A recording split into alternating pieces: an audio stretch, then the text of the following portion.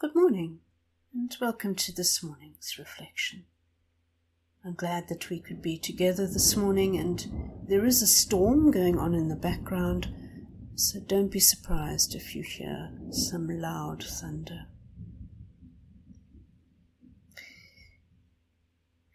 Our desires are extremely powerful, and they vary in intensity. Some desires can be very powerful passions that drive us in particular directions. Some are fleeting, and others last for a long period of time. There is nothing passive about desire. Desires give us energy and they give us direction.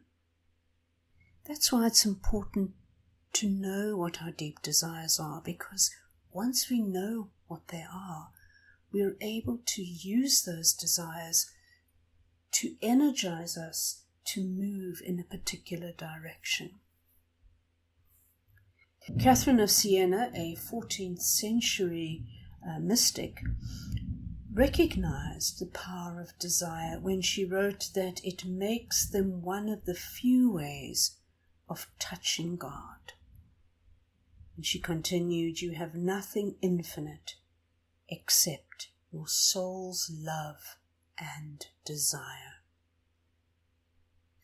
Master Eckhart said, "We have such a weak desire to truly see God, and that is one of the reasons why we don't see Him."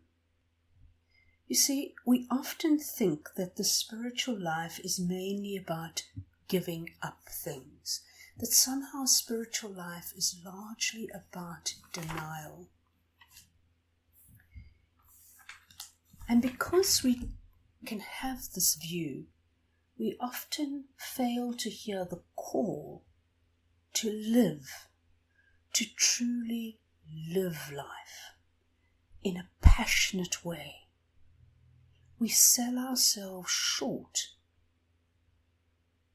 and we live a life that is verging on lifeless because we fail to recognize the deep God-given desires that we have.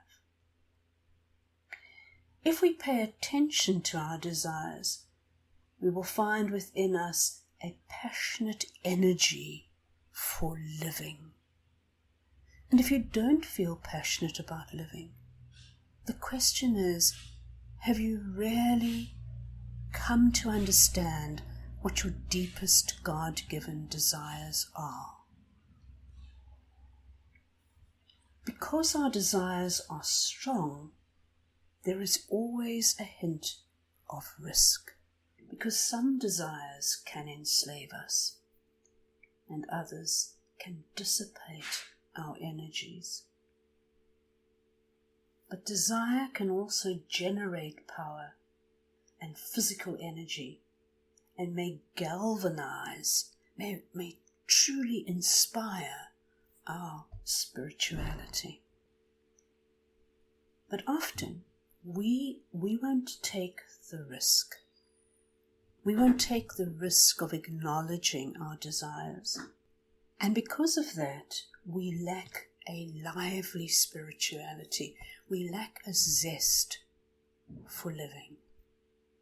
God invites us to pour ourselves into situations, to pour ourselves into commitments and into relationships, to allow ourselves to actively desire is to be vulnerable. Spiritual life leads us into truth, but it also leads us into vulnerability. The vulnerability of Jesus' way. But even though in coming to acknowledge our desires, we are held securely and safely at a very deep and essential level beyond our own control.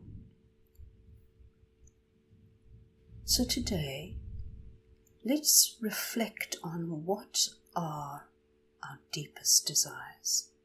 No matter what they are, even if you think that they are off the wall, acknowledge this deep, deep desire.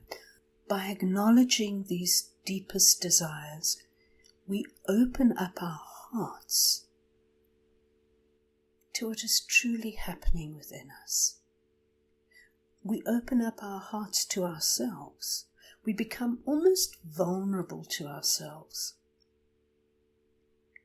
And then we find that the energy of those desires, those God-given desires, that energy begins to enliven us, begins to give our lives meaning, purpose, and direction.